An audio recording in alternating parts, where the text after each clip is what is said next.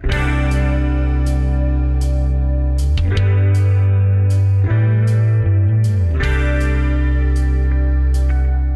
el Señor les bendiga, mis queridos amigos y hermanos. Bienvenidos al programa Hawái para Cristo. Es un placer poder llegar a sus hogares a través del mensaje de la palabra y que domingo a domingo preparamos para la gloria y la honra del Señor. Esta mañana vamos a estar hablando de tiempos proféticos, porque estamos leyendo el libro del Apocalipsis. En la iglesia, su gran alabanza, acostumbramos a leer la Biblia todos los días y la empezamos de la mitad de la Biblia, que es el capítulo 118, el Salmo 118. Ahí empezamos y duramos más o menos un año o 6 meses y ya estamos para terminar. El último libro es el libro del Apocalipsis, y como es el libro del Apocalipsis, necesitamos tener una poca de orientación, cómo leerlo y cómo gozarnos de este hermoso libro llamado Revelación de nuestro Señor Jesucristo. Así es que los invito para que escuchen el mensaje. Yo sé que hay una revelación para sus vidas y Dios puede hablarle a través del mensaje a la iglesia de Éfeso, que es la iglesia que perdió su primer amor. Regreso con el mensaje de la palabra.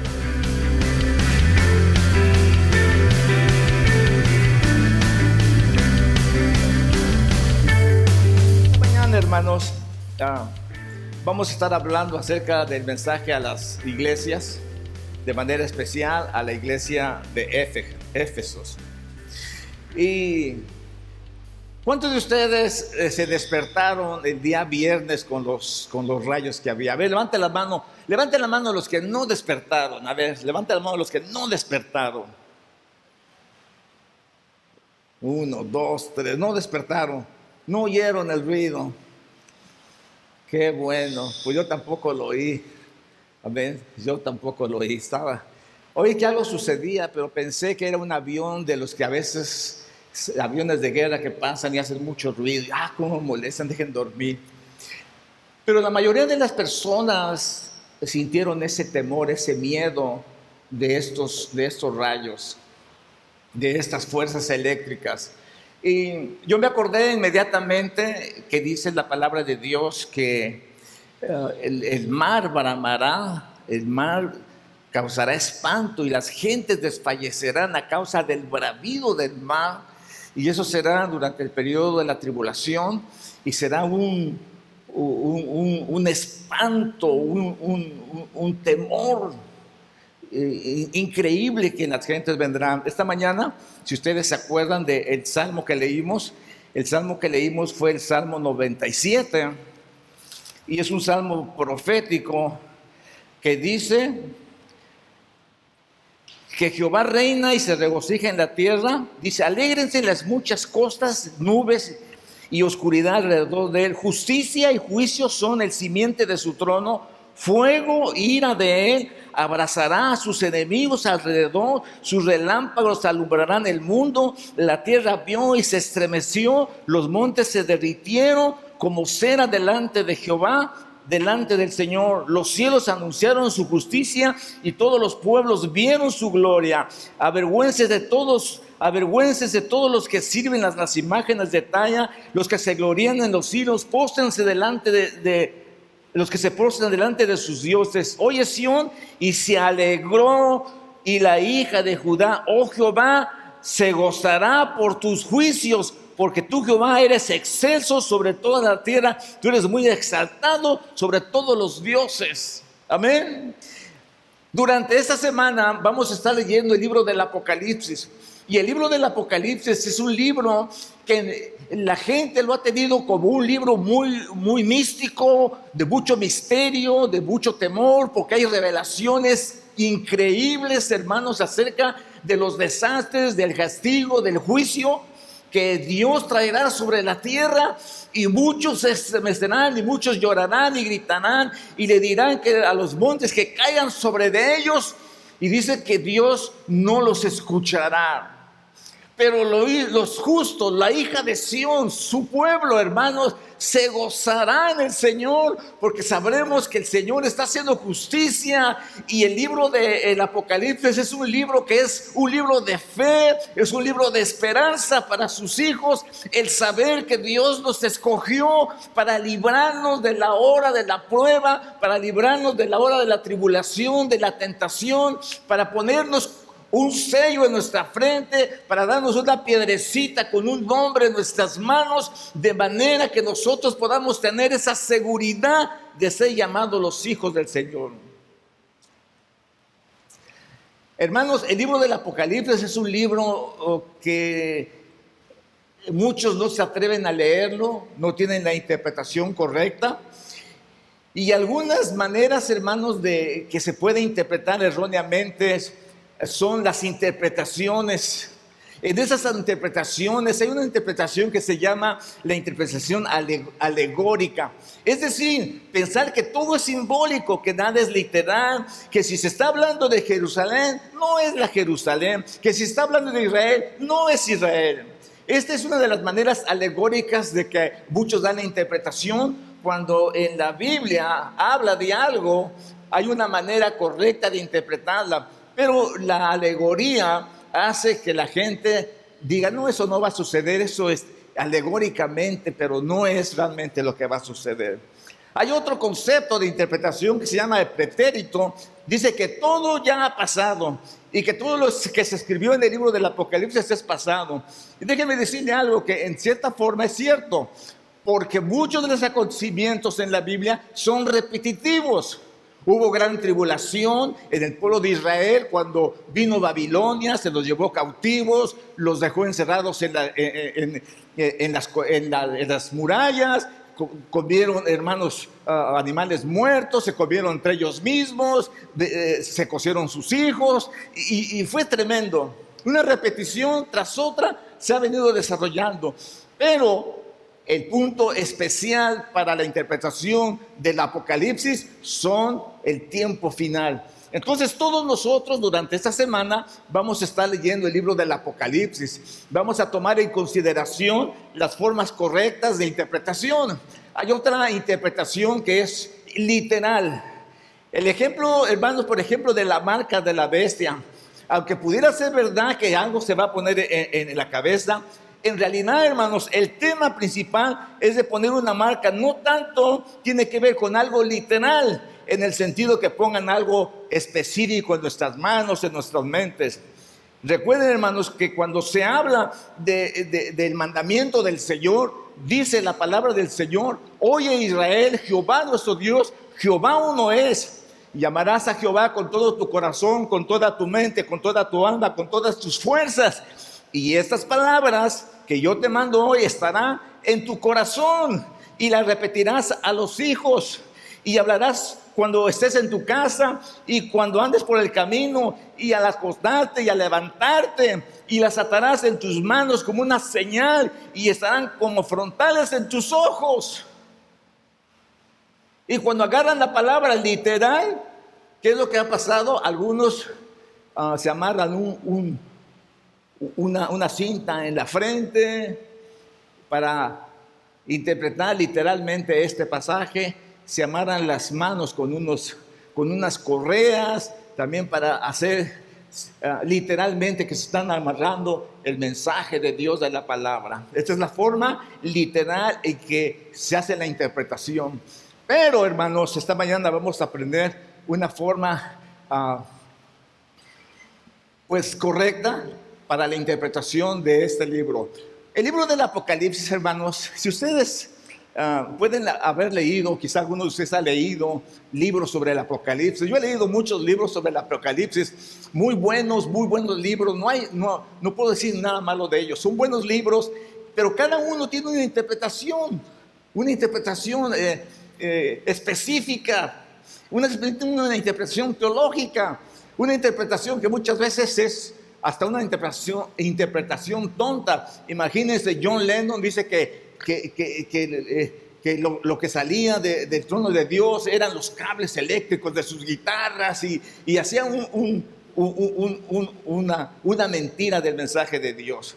Entonces la interpretación, hermanos, en la palabra del Señor es fácil, y nosotros como sus hijos tenemos que poner atención y ver, hermanos, cuando las cosas son literales, cuando las cosas son figurativas, cuando son alegóricas, cuando son pretéritas, cuando la palabra de Dios habla en nuestras vidas. Eso, hermanos, nosotros que vamos a leer el Apocalipsis durante esta semana será de bendición lo que ustedes deben de saber en el nombre del Señor es que lo que menos debemos de tener miedo somos nosotros los cristianos, porque el Apocalipsis se escribió con el propósito que nosotros nos gozáramos, nos alegráramos. El hermano Pepe hablaba este viernes que él se gozó cuando oyó los rayos y los truenos, y se gozó porque tenía seguridad en el Señor. Y eso es exactamente lo que nosotros debemos de tener en nuestro corazón: seguridad, hermanos. Imagínense ustedes, yo de por sí yo soy, mi sueño es un poco pesado. Así es que a mí no me molesta mucho. Mi esposa tiene un sentido, pero rápido, parece conejo, un ruido y despierta y está consciente de todo. Oh, hermanos, dicen que tronó horrible y que sonó y que los rayos y que esto y que el otro. Ay, no interrumpieron mis sueños. Amén. No interrumpieron mis sueños. Si los hubiera habido, también gloria a Dios. ¿Por qué, hermanos? Porque estamos seguros que somos hijos de Dios, amén. Cuando los mares bramen, cuando las olas peguen, nosotros de todas maneras vamos a estar seguros. Habla en el Apocalipsis a la iglesia de Éfeso y le dice: escribe de la iglesia en Éfeso, el que tiene las 7 estrellas en su diestra y el que anda en medio de 7 candelabros, dice esto. Él es el que habla. El Señor Jesús da el mensaje directo a su siervo Juan. Específicamente se los da para que nosotros, como su pueblo, sepamos lo que va a suceder. Eso no lo sabe el mundo, eso no lo conoce la gente, pero nosotros sí sabemos y conocemos lo que ha de suceder, amén, en el nombre del Señor. La otra semana estuve haciendo señas con el calor y nadie me puso un aire ahí, pero si me lo pueden poner, se los voy a agradecer. El que está allá en la parte de atrás, se los voy a agradecer, amén. Corte por esto. Gloria a Dios. Así es que, hermanos, ese es el Señor el que habla. Es el Señor el que nos especifica. Es el Señor el que nos da el mapa de los acontecimientos que van a suceder. ¿Por qué a nosotros? Bueno, porque Él nos escogió. Él nos puso como su pueblo. ¿A quién más le va a comunicar el mensaje? Si el mundo no lo recibió, dice, Él vino a la tierra, pero el mundo no le recibió. ¿Por qué no le recibió? No le conocieron. Se presentó como la luz, no lo vieron. Pero su pueblo que le recibió, le dio potestad de ser llamados hijos de Dios a los que creen en su nombre. Rápidamente, hermanos, voy a pasar a explicarles un poco, principalmente a los líderes y a los que vienen a las clases, pero también a cada uno de ustedes, para que en su interpretación vean lo que es lo correcto. Por ejemplo, hay una interpretación que es la técnica de interpretación hebrea. En esta interpretación, hermanos, es la manera más balanceada y equilibrada, hermanos, de este libro. Es que hay en ocasiones que se deben interpretar de una manera literal, pero hay ocasiones de que tienen que entenderse de una manera alegórica. ¿Cómo saber, hermanos, cómo interpretar de una manera y de otra? Tenemos un principio general. Cuando algo suena ilógico, que se interpreta de manera literal, entonces se debe de interpretar de una manera alegórica como principio general. Pero un principio más importante es la técnica de la interpretación hebrea de la Escritura, la cual consiste en establecer que la Biblia tiene 4 niveles de interpretación. Y uno de ellos es la interpretación del pasado.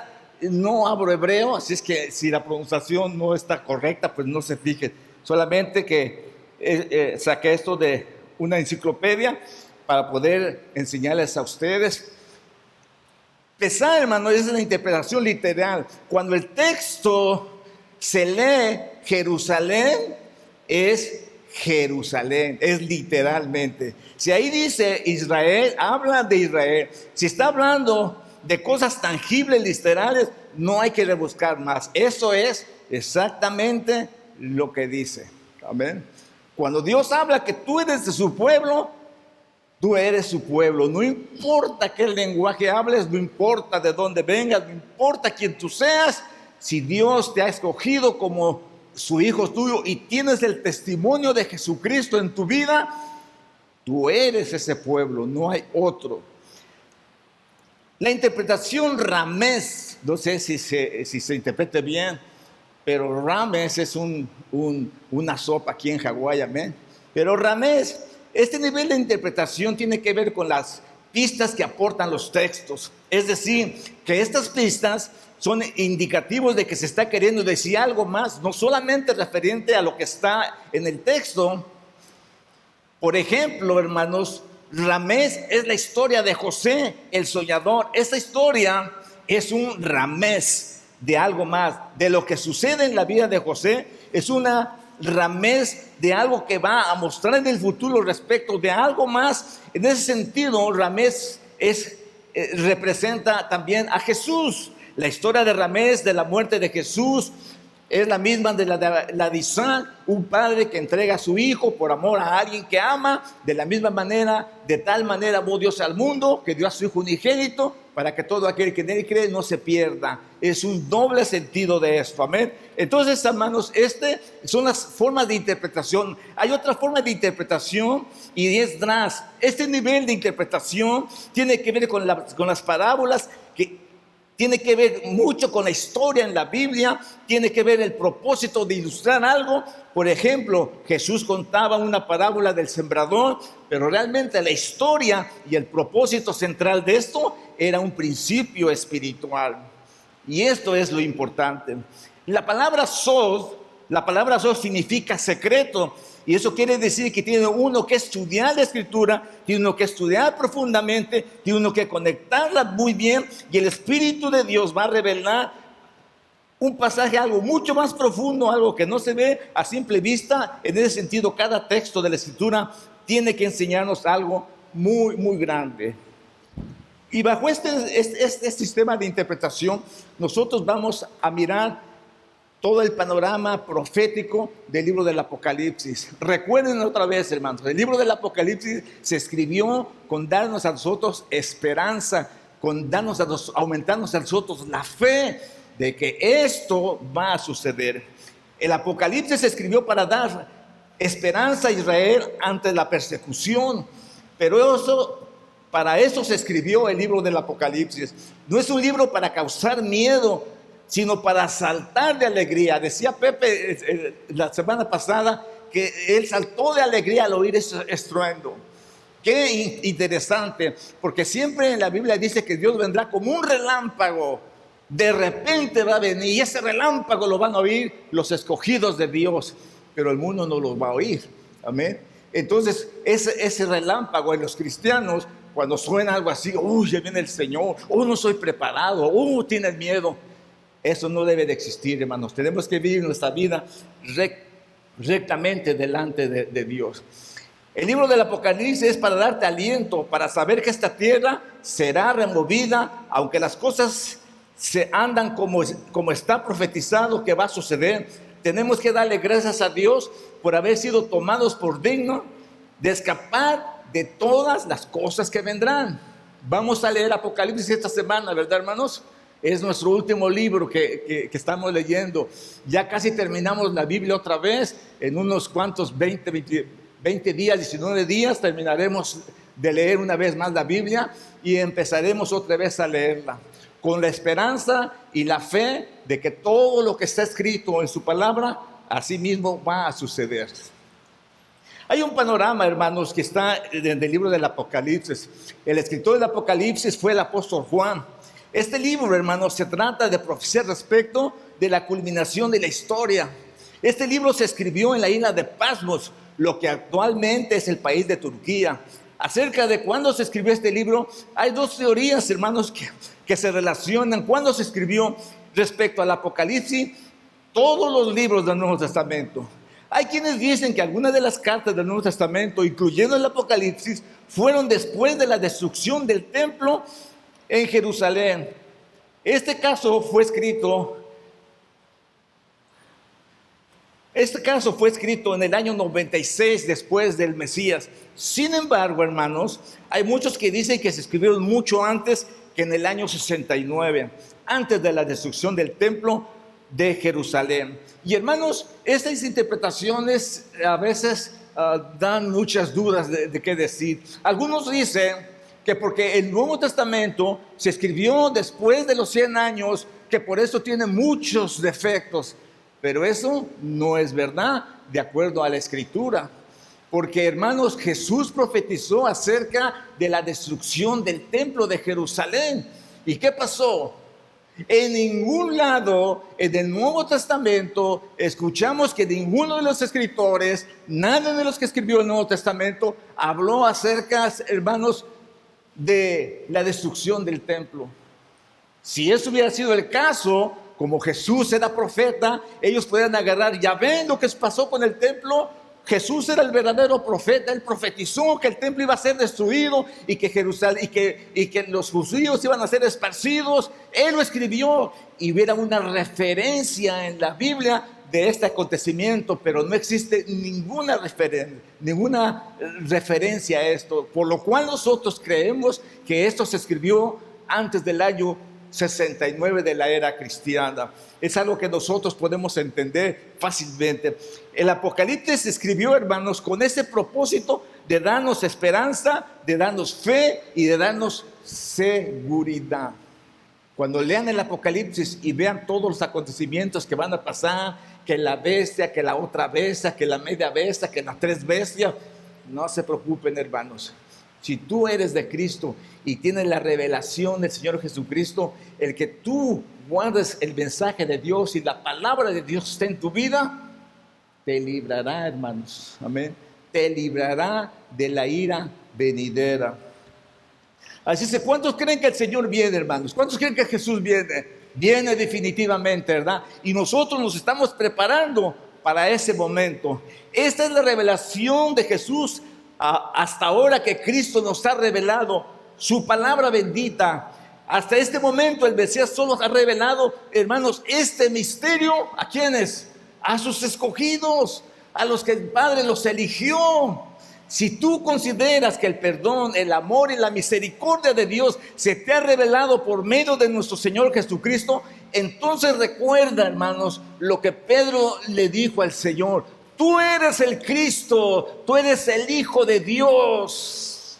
Esa es la contestación que él recibió, la revelación del Señor dada a la vida de Pedro. El Señor dice, Pedro dice, no te lo reveló carne ni sangre, porque muchas veces, hermanos, no tenemos la revelación de Dios cuando no andamos bien delante de Dios, cuando no caminamos bien. Pero como hijo de Dios, Dios te dará la revelación para entender su palabra y para entender que tú eres su hijo. Y le dice el Señor a Pedro, eres bienaventurado, Pedro, porque mi Padre que está en los cielos fue el que te lo reveló.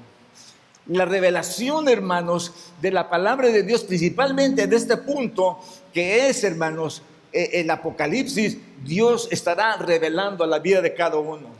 He aquí, dice, que viene en las nubes, y todo ojo le verá, y los que le traspasaron, y todos los linajes de la tierra harán lamentación por él.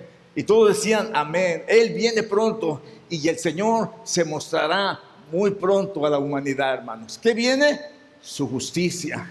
¿Qué viene? Su amor. ¿Qué viene? La esperanza. Su justicia para los malvados. Ahorita estamos leyendo el Apocalipsis. ¿Ven la diferencia entre el justo y el injusto? ¿Ven que el injusto se lamentará? ¿Ven que el justo gozará? ¿Ven que el injusto tendrá miedo? ¿Ven que de Sión saltarán de alegría? Correrán como becerros de la manada, saltarán y brincarán y se gozarán. ¿Por qué? Porque Cristo viene, hermanos. ¿Cuál miedo? ¿Cuál temor? Toda la revelación del Apocalipsis debe de traernos a nosotros esa seguridad y esa paz, de manera que cuando la leamos estemos conscientes, yo soy hijo de Dios. ¿Cuántos los dicen amén? ¿Cuántos dicen amén, hermanos? Aleluya, gracias, Señor. Ahora, hermanos, ¿qué privilegio tenemos? Realmente es un privilegio. No todos tienen ese privilegio. ¿Por qué? Porque no depende de nosotros, no dependió de nosotros. Nosotros no hicimos nada, hermanos, para que Dios nos escogiera. ¿Qué hicimos nosotros? Buenas obras, guardamos su ley, hicimos sacrificios, hicimos ofrenda. ¿Qué hicimos? Nada. Fuimos los más miserables, fuimos los más malos en la tierra, hablando personalmente, pero el Señor, por su misericordia, Él quiso, hermanos, escogernos, como te escogió a ti y me escogió a mí por su buena voluntad y nos trajo a su presencia. Porque dice la Biblia que ninguno puede venir a mí, dice el Señor, si el Padre que me envió no lo trajera. Solo los que son traídos por el Padre, dice, es el que son aceptados delante de la presencia de Dios. Lamentablemente, no mucha gente aceptará al Señor. Lamentablemente, no mucha gente aceptará su mensaje. Jesús, hermanos, cuando en un momento de alabanza le dijo: te alabo, Padre, porque has escondido estas cosas de los sabios y de los entendidos y se las has revelado a los niños, a los que quizás no tengan un conocimiento, pero que se reveló en sus corazones. ¿Quién es, hermanos, al que se reveló? ¿Cuál es su identidad? Así que dichoso eres, mi hermano, dichoso eres, mi hermana, cuando Dios te ha revelado que eres un hijo de Dios. Me encanta cuando ustedes lo dicen con ese tono, con esa voz que a veces les sale: somos los hijos de Dios. Con esa seguridad que somos los hijos de Dios. El Señor dijo: ninguno puede venir a mí si el Padre no lo trae. No depende del que quiere, no depende del que corre, sino depende de que el Padre te lo revele a tu vida. Por eso, hermanos, no debemos de juzgar a nadie que no le haya amanecido.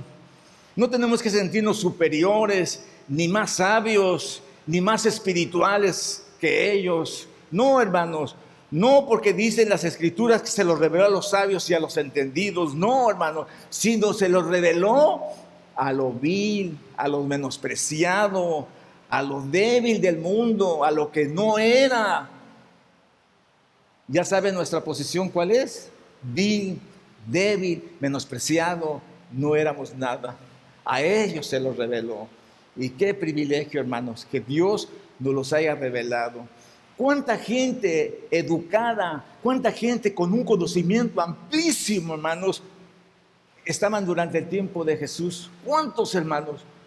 Los fariseos, los saduceos, los escribas, hermanos, todas aquellas gentes que conocían, que tenían el conocimiento de las Escrituras, no se les reveló. Vino a ellos, les enseñó, pero no le recibieron. Pero ¿qué tal los que le recibieron? Dice que les reveló y les dio el sello, la autoridad de que son hijos de Dios. Ese sello, esa autoridad, nosotros la recibimos cuando abrimos nuestro corazón, aceptamos a Jesús como nuestro Salvador, y un milagro sucedió en nuestras vidas. Cambió nuestra vida, cambió nuestra forma de pensar, cambió nuestra forma de actuar, cambió nuestra forma de vivir, cambió completamente todo. Se acabaron los pleitos, las iras, las contiendas, las blasfemias. Se acabó, hermanos, toda decepción, toda depresión. Aún las enfermedades huyeron de nosotros. Los demonios se sujetaron en el nombre del Señor Jesucristo. Una vida maravillosa, hermanos, que sucedió cuando nosotros le abrimos nuestro corazón. El mundo no quiere, hermanos. El mundo no lo aceptó. El mundo no quiere recibirlo. Entonces, cuando el juicio venga, ellos se espantarán. Ellos tendrán miedo. Ellos dirán a las montañas: caigan sobre nosotros, mátenos, porque no podemos estar en la presencia del Hijo de Dios. Pero sus escogidos, dice que irán cuando Él abra la puerta, hermanos, y se abra el cielo, y cuando todo su pueblo sea arrebatado con Él y llevado dentro del sufrimiento, dentro de la ruina, dentro de la tribulación, dentro del caos en el mundo. Sus hijos se irán con el Señor.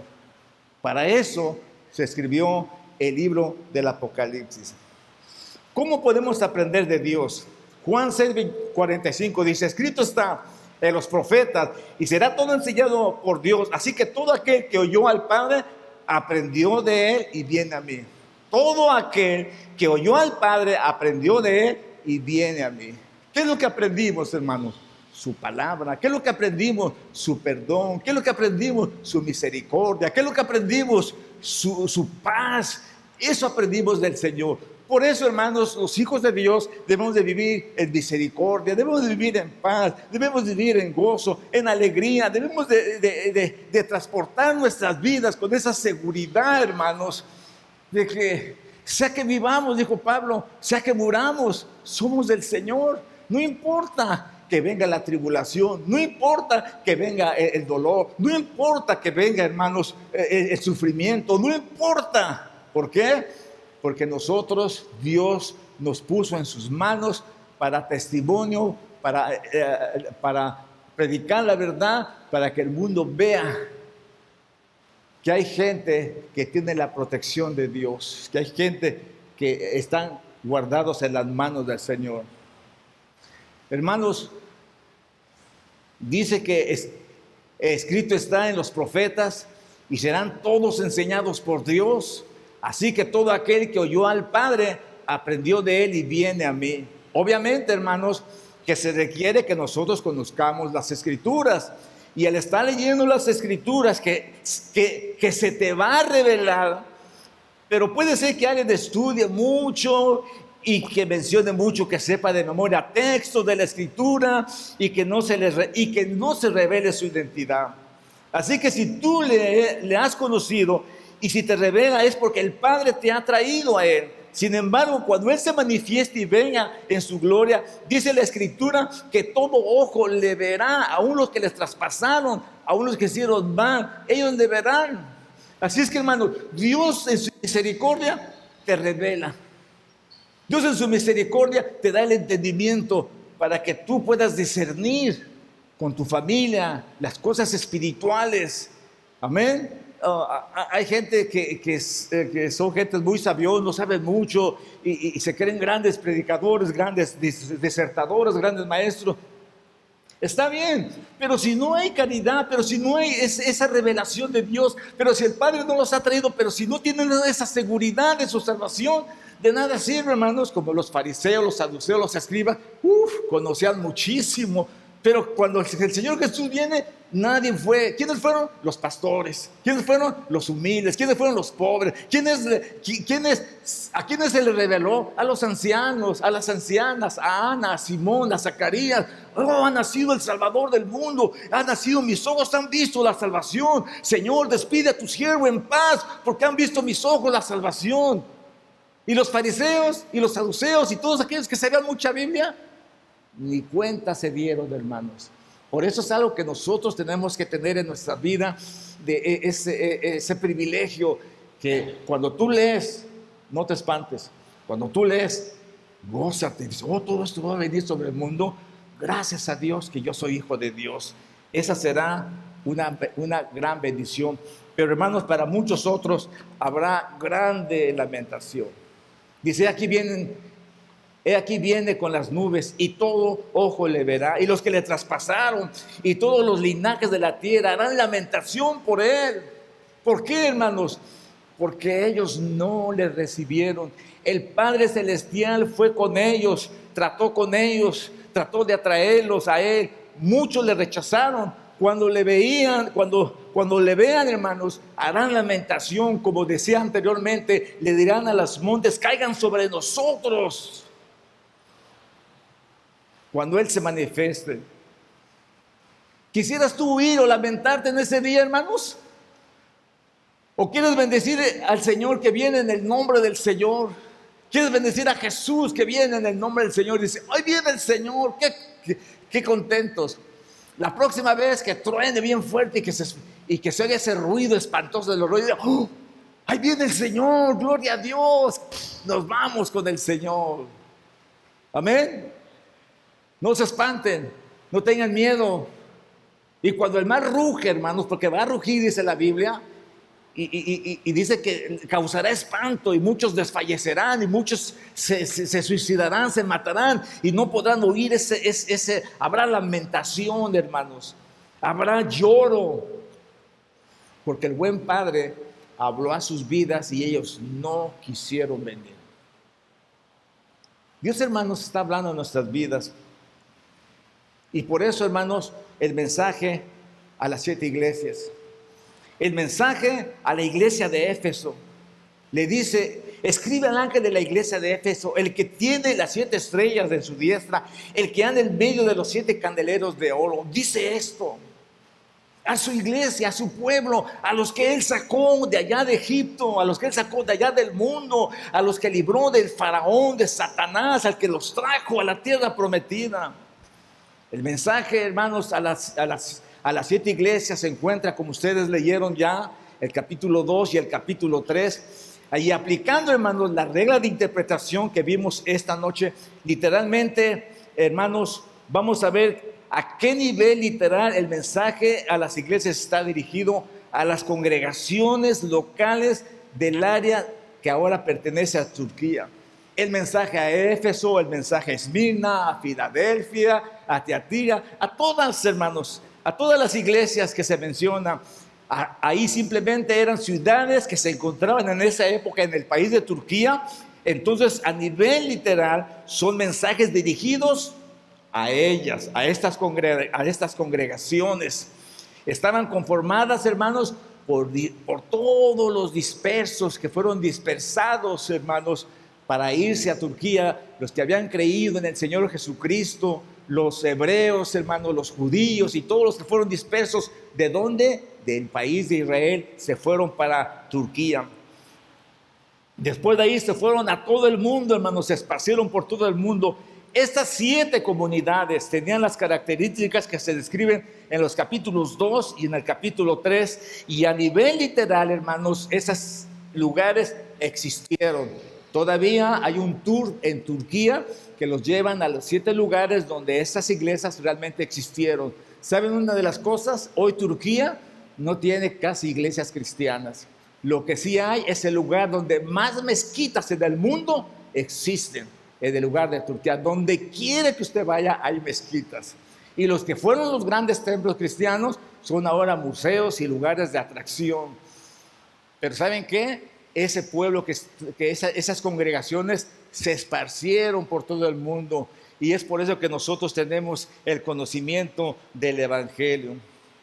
A nivel, hermanos, que hace referencia a la palabra, el número representa una totalidad. La iglesia representa una totalidad, representa algo que está completo. El número 7, hermanos, es totalidad, es perfección. De manera que esto implica que todas las comunidades que se mencionan tienen la misma característica.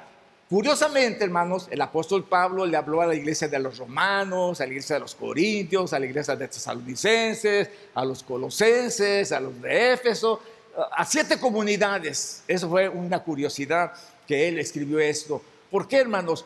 Porque representa perfección. Representa estar completo. La iglesia del Señor Jesucristo dice que cuando el último de los que han de ser salvos llega al conocimiento de la palabra, entonces el Señor vendrá. ¿Con qué propósito? Con el propósito de llevarte con Él. Yo no sé cuántos de nosotros podemos estar preparados para esto, hermanos.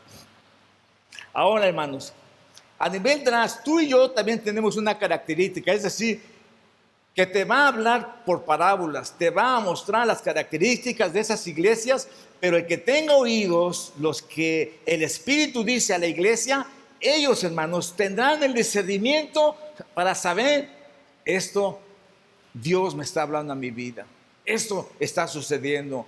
A nivel solo, hermano, esta es la historia de Efraín, y es lo más impresionante decir que de las 10 tribus representadas por el cristianismo, nos daremos cuenta que el mensaje está dirigido a esas iglesias de manera cronológica. Es impresionante. Nos daremos cuenta, hermanos, que son exactamente las características que narra la cronología de la iglesia desde la época de los apóstoles hasta nuestros días, y es por eso que va a tener más convicción después este mensaje de que el regreso del Señor está cerca, porque ya estamos en la época de la iglesia de la Odisea. La iglesia de la Odisea es la iglesia rica, millonaria, que no tiene necesidad de nada, que hay dinero, que hay oro, hay aviones, hay mansiones millonarias, no tiene necesidad de nada. Y cuando alguien dice que no tiene necesidad de nada, están rechazando a Jesús mismo, hermanos. Estamos en esa iglesia. Dije al principio que las 7 iglesias representan todos los periodos que hemos vivido a través de los siglos. En un tiempo fue la iglesia de Éfeso, una iglesia, hermanos, que que vamos a ver en estos momentos, una iglesia sufrida, una iglesia trabajadora, una iglesia fiel, una iglesia que hacía todo el trabajo de Dios, hermanos. La iglesia de Éfeso los primeros 100 años. Después viene la iglesia sufriente, Esmirna, que fue perseguida por Nerón, que fue perseguida por Roma, que fue sacrificada en los años 300 de sufrimiento, de dolor, y así a través de los siglos han sido representadas estas iglesias. Pero también, hermanos, representa muchas veces iglesias locales como esta, iglesias, hermanos, que están viviendo la vida de desorden. Aunque las iglesias, hermanos, que habla el Apocalipsis, habla de personas fieles, también habla de personas infieles, y dice: tengo contra ti, has hecho esto, admites a Jezabel, y todas esas exhortaciones, hermanos, hacen falta en la iglesia para que nosotros tengamos ese conocimiento de que cuando las cosas no son rectas delante de Dios, nosotros la podamos corregir. Amén. Así es que el mensaje a la iglesia de Éfeso empieza: yo conozco tus obras. Y eso es impresionante. A mí me encanta esto, hermanos, que Dios conozca nuestras obras. Dice: yo conozco tus obras, tu arduo trabajo, tu paciencia. Yo conozco eso, yo sé eso. La primera iglesia, hermanos, que representa a Éfeso, era una iglesia, hermanos, trabajadora, era una iglesia, hermanos, radical. El mismo apóstol Pablo era radical en las escrituras. Jesús mismo se dio cuenta que los fariseos ofrendaban la menta, el eneldo, y iban más allá de la ley. Pero ¿qué con eso? ¿Qué con eso? Dios conocía sus corazones, Dios sabía de eso. Si no estamos trabajando, hermanos, por reconocimiento, no estamos trabajando, hermanos, por ser los grandes como los fariseos, los saduceos, que tenían ese conocimiento. ¿Qué importaba eso? Se gloriaban de la ley, iban más allá de lo que Dios les había mandado. Cuando ellos se levantaban el día sábado, hermanos, y ellos hacían todos los ritos ceremoniales del sábado, si se presentaban ante el Señor, hermanos, el Señor los conocía. El Señor sabe nuestro sentir. Él sabe, hermanos, nuestro corazón. Esa iglesia, hermanos, representa a las personas que están haciendo la obra de Dios, pero que ya lo están haciendo a fuerzas, de mala gana, que ya no quieren hacerlo, que están aburridos, que están enfadados, que no quieren nada con Dios. Pero lo están haciendo, como la iglesia de Éfeso. Yo conozco tu obra, tu arduo trabajo, tu paciencia, y que no soportas a los malos, y has probado a los que se dicen ser apóstoles y no lo son, y los has hallado mentirosos. Eso sucedió también, hermanos, en la primera iglesia de Éfeso, de la que habla en la Biblia, del Apocalipsis. Esa iglesia, hermanos, existió y hacían todas las cosas, todo su esfuerzo, todo, hermano, su radicalismo, y todos lo estaban haciendo, y empezaron bien, pero después siguieron haciéndolo, pero ya sin amor. Y eso es realmente peligroso. Nosotros tenemos que mantener nuestra fidelidad a Dios hoy, mañana y pasado mañana con ese mismo fervor, con ese mismo aliento, con esa misma pasión, hermanos, como cuando Él nos hizo salvos. Pero cuando ya empezamos a renegar, cuando ya empezamos a decir: no, es que yo lo hago todo, no, es que a mí me echan toda la carga, pero de todas maneras lo hacemos. Dios no le agrada cuando nosotros no hacemos las cosas con todo nuestro corazón. Las características de Éfeso, hermanos, representan la comunidad del primer siglo. Y muchas veces, de algunas iglesias que tienen las mismas características, como dije anteriormente, que están haciendo la obra de Dios, pero que la están haciendo sin ganas. El Señor conoce esa iglesia. Si analizamos, hermanos, como dije anteriormente, el principio de esta iglesia y el celo que ellos tenían por Dios, y hasta donde iban a lo máximo de ellos, el Señor conocía perfectamente bien eso. Él conoce cuando nosotros hacemos las cosas de mala gana.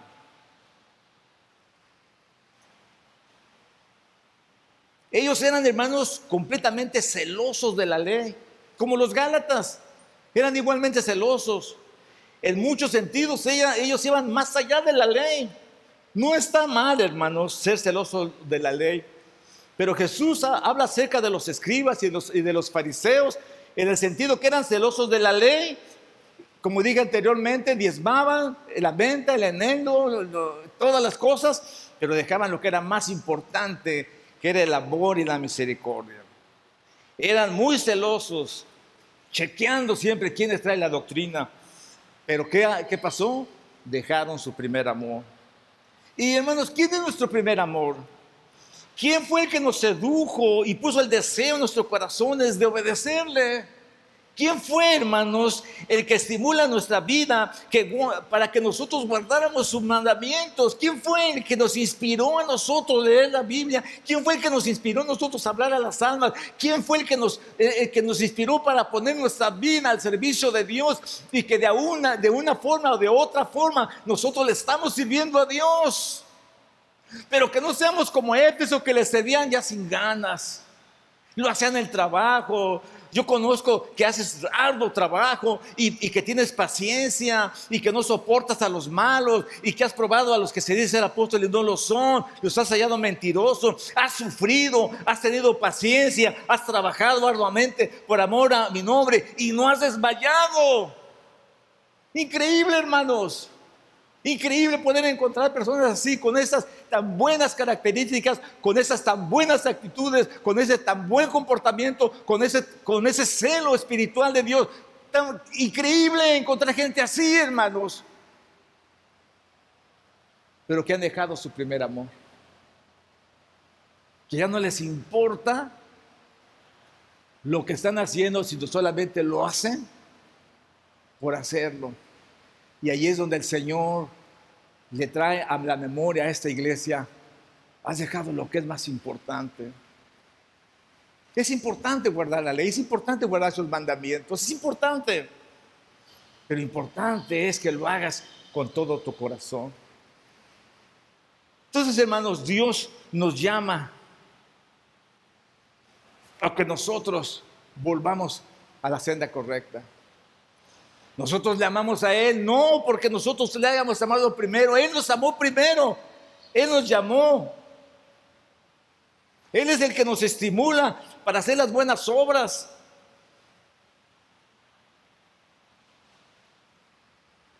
Piensa por un momento lo que Dios ha hecho en tu vida. Piénsalo 2 veces. No podemos dejar de servir al Señor, no podemos de hacer su voluntad, no podemos nosotros de expresar nuestro corazón, hermanos, delante de la presencia de Dios. Que cuando nosotros hagamos una cosa, nos sintamos satisfechos. Es muy poco lo que yo hago, pero lo que yo hago, lo hago con todo mi corazón. Lo hago con todas las fuerzas de mi vida.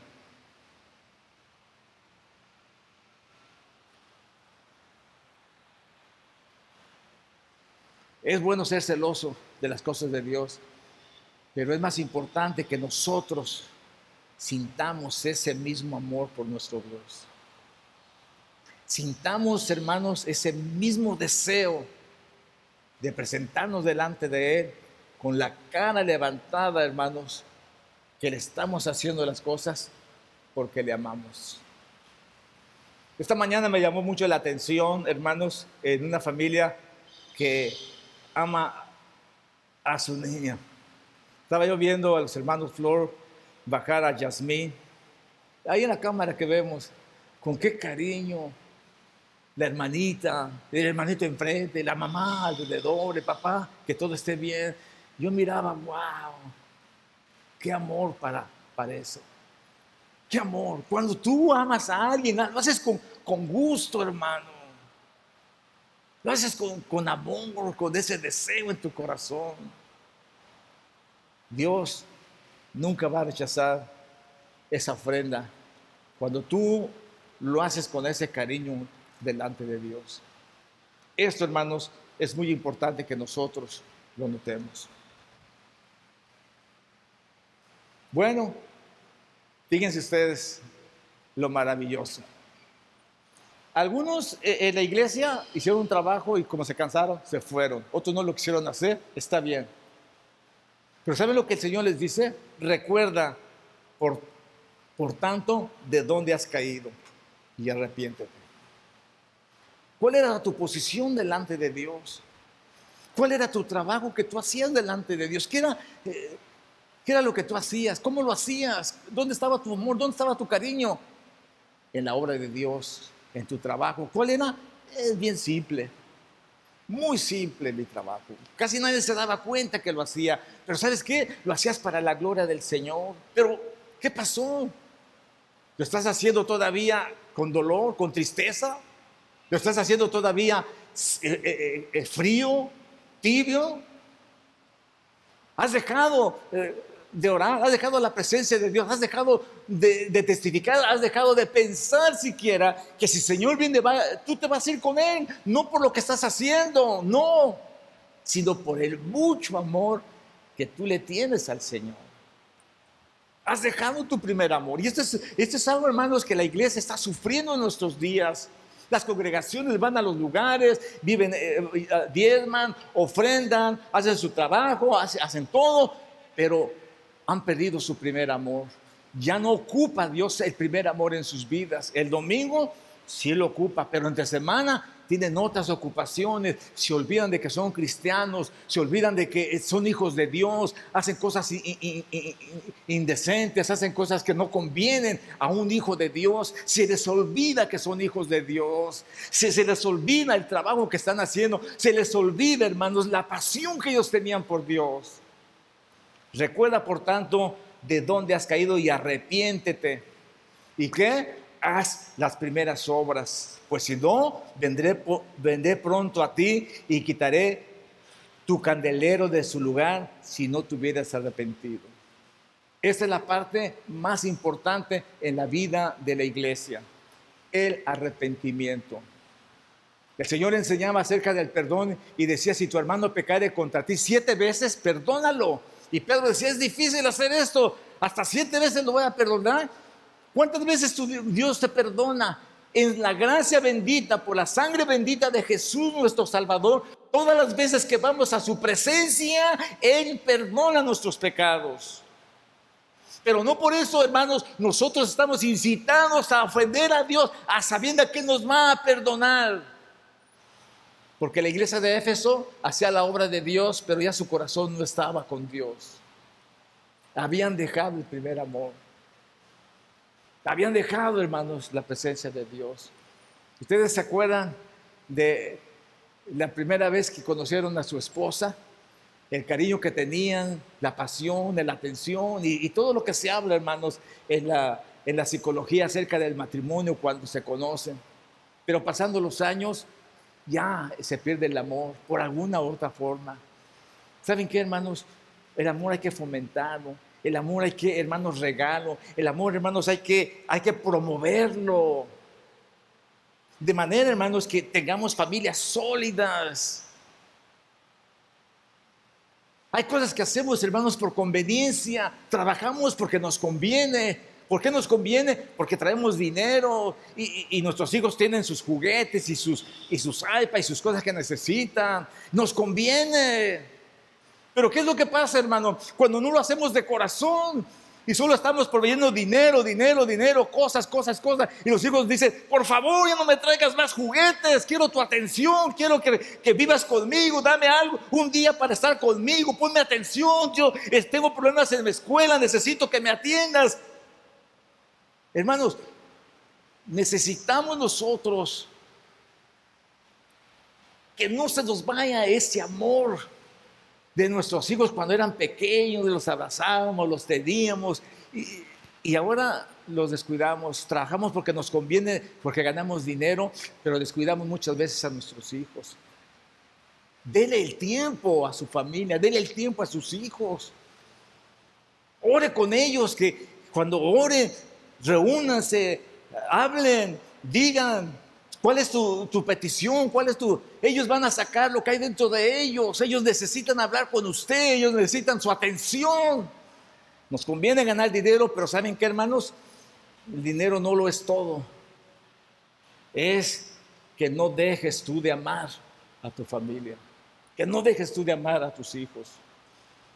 Hoy en nuestros días todo es conveniencia. Usted quiere comer, va al McDonald's, un minuto sale con McDonald's con comida. Nos convienen esas tiendas. Nos conviene, hermanos, que las cosas estén abiertas 24 horas al día. Nos conviene. Nos conviene, hermanos, que nosotros trabajemos. Nos conviene.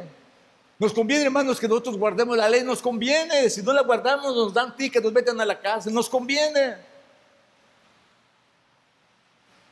Esta mañana, hermanos, es importante que como iglesia del Señor, nosotros que vamos a leer el Apocalipsis, tengamos en cuenta esto.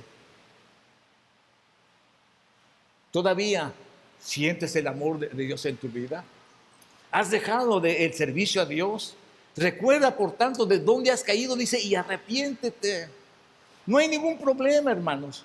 Dice la Biblia, si 7 veces viniera tu hermano al día a pedirte, perdóname, 7 veces lo vas a perdonar. Dios, hermanos, está esperando de nosotros eso. El arrepentimiento, que nos volvamos a su obra, que le pidamos perdón. Y hermanos, que el Señor no nos tenga que decir, me has dejado a mí, has dejado tu primer amor. Aunque hagas lo que haces, aunque digas lo que digas, pero ya tu corazón ya no es el mismo. Se nota de lejos que ya tu corazón no es el mismo como cuando tú fuiste salvo. Eso se hace notable en nuestras vidas. Pero ¿saben qué, hermanos? Hoy es un buen día para que nosotros nos volvamos al primer amor. Hoy es un día, hermanos, para no dejar nuestro primer amor. Hoy es un día, hermanos, también para todos aquellos de mantener el amor de Dios en sus vidas, de mantener el amor de Dios para sus hijos, para su esposa, para lo que hace. Es un buen día, hermanos. No podemos nosotros odiar lo que nos beneficia. No podemos nosotros odiar lo que nos beneficia. Yo recuerdo un muchacho que llegaba el día lunes arrastrando los pies, hermanos, al trabajo, diciendo groserías y diciendo, I hate my job, odio mi trabajo. Le digo, ¿cómo puedes decir eso? Si de ahí es donde vive tu familia, si de ahí es donde tienes beneficios, si de ahí es donde ganas dinero, si de ahí te mantienes, si de ahí comes, si de ahí tienes tu carro, si de ahí pagas los biles, si de ahí haces todo, ¿por qué odias lo que más te da? ¿Cómo nosotros podemos, hermanos, dejar nuestro primer amor que nos da todas las cosas, que de acuerdo a su palabra nos escogió y nos llamó y nos tomó en sus manos y somos su pueblo? Él nos dio todo lo que le pedimos de acuerdo a sus riquezas en gloria. ¿Cómo nosotros podemos odiarlo, dejarlo? No es posible, hermanos. Pero la iglesia de Éfeso lo dejó, hermanos. Y el Señor a la iglesia de Éfeso le recuerda, por tanto, de dónde has caído y arrepiéntete. El arrepentimiento es la parte más importante del ser humano.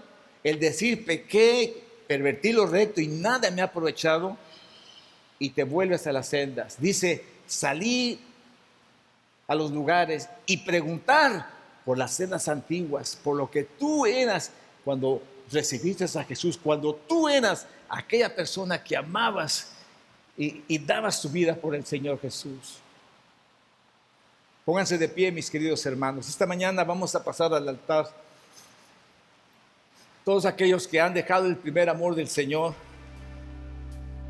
A algunos se les nota en sus rostros, a otros no. Pero lo que estamos haciendo, hermanos, delante del Señor, que lo hagamos con todo nuestro corazón, amén. Que entendamos que Él es el que nos bendice, que Él es el que nos corona de favores, de misericordia. Él es el que sacia de bien nuestra boca. Él es, hermanos, el que rescata nuestra vida del hoyo. Él es el que sana nuestras dolencias. Él es, hermanos, el que nos pone en alto. Él es. ¿Cómo podemos darle menos, hermanos? ¿Cómo podemos nosotros darle menos? Yo no sé cuántos de ustedes saben que les conviene estar bien con las esposas. No sé cuántos saben de que estar bien con la esposa es una bendición. Tiene comida, tiene ropa limpia, tiene calcetines limpios, tiene atención, tiene una casa limpia, tiene todo, todas las comodidades. Usted nomás llega como el rey. Nos conviene, hermanos, nos conviene. Pues a nosotros nos conviene estar bien con aquel que nos amó. O ya no amamos a nuestra esposa, o ya no amamos a nuestros hijos, o ya no amamos nuestro trabajo, ya no amamos lo que tenemos, ya no amamos nuestro carro, ya no amamos las cosas que Dios nos ha dado, ya no las amamos. Dice, has dejado tu primer amor. Porque es verdad que sí le amábamos, sí sentíamos su presencia. Es verdad que muchos han trabajado arduamente, pero tenemos que seguir haciéndolo con todo nuestro corazón. Voy a pedirle que pasen al altar esta mañana. Vamos a entrar a la presencia del Señor.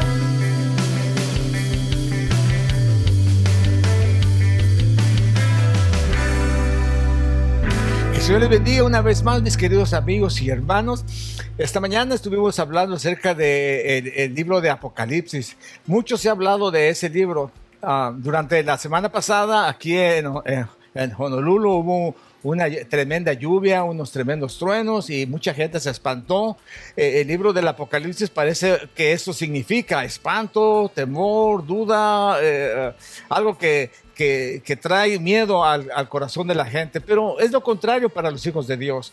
Para los hijos de Dios es un libro que se escribió con la fe, con la esperanza de todos los acontecimientos que vendrán sobre esta tierra, pero con la promesa de que Dios nos librará del lazo del cazador, de la peste destruidora. Él nos va a ayudar y Él nos va a cuidar durante este periodo de tiempo. Así es que ese libro nos dará un mejor entendimiento de la situación que estarán sucediendo y que ya está sucediendo en el mundo, pero que también nos dará un consuelo y una paz y una esperanza de que pronto veremos a nuestro Salvador.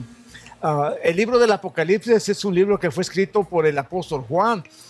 Probablemente los años antes del año 70 se escribió este libro, y es un libro profético que ha tenido una repercusión en la historia. Muchas veces el pueblo de Israel se vio en tribulación, en angustia por el pecado, por la maldad que ellos cometieron. Muchas veces eran castigados, pero su relato final es los últimos tiempos en los cuales estamos viviendo. Hay mucha angustia en la tierra, incendios, huracanes, terremotos, tornados y toda clase de atrocidades y de cosas que están sucediendo sobre la tierra. Muchas cosas más vendrán. Vendrá la guerra, vendrá el hambre, vendrá la peste, vendrán las enfermedades, vendrán muchísimas cosas, hambre y persecución, y cuántas cosas vendrán.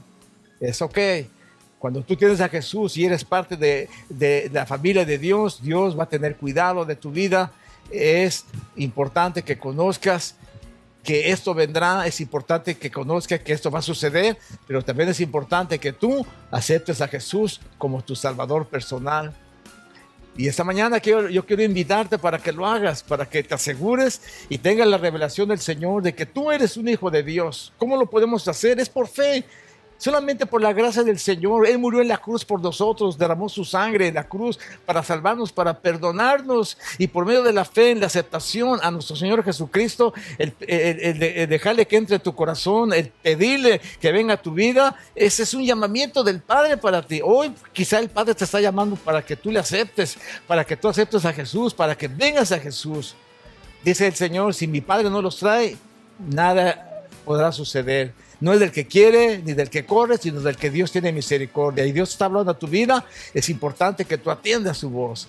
Allí en donde estás, en el nombre del Señor Jesucristo, te voy a pedir que hagas una decisión en tu vida y que aceptes el sacrificio de Jesús, el regalo que dio en la cruz del Calvario, el perdón por tus pecados y la aceptación de hacer un hijo de Dios a través de nuestro Señor Jesucristo. En estos momentos, allí donde estás, abre tu corazón y pídele al Señor: Señor, perdóname. Es lo primero que tienes que decirle: perdóname, me arrepiento. El Señor le habló a la iglesia de Éfeso: arrepiéntete, si no quitaré su candelero de su lugar. Arrepiéntete, pídele perdón a Dios allí donde estás. Dile: pecado contra el cielo y contra ti, lo siento, me siento mal, perdóname y ten misericordia. El Señor nos enseñó del perdón. Dice que si 7 veces viene tu hermano, tú lo vas a perdonar. No solo 7, 70 veces 7, tú lo vas a perdonar, porque así Dios te perdonó a ti. Y allí donde estás, pídele perdón, invítala y dile que venga a tu corazón, a tu vida. Él va a venir a tu vida. Él te dará tu identidad. Tú sabrás Cuando Cristo entre a tu vida, te pondrá el amor y la pasión por su palabra y por obedecer sus mandamientos. En el nombre del Señor, haz la oración y este milagro va a suceder en tu vida. Bueno, mis queridos amigos y hermanos, Dios los bendiga, Dios les guarde. Nos vemos, seguiremos hablando de este tema en el futuro y esperamos que ustedes tengan el gozo, la fe, la esperanza de que no importa lo que pase, ustedes en Cristo son seguros. Dios los bendiga.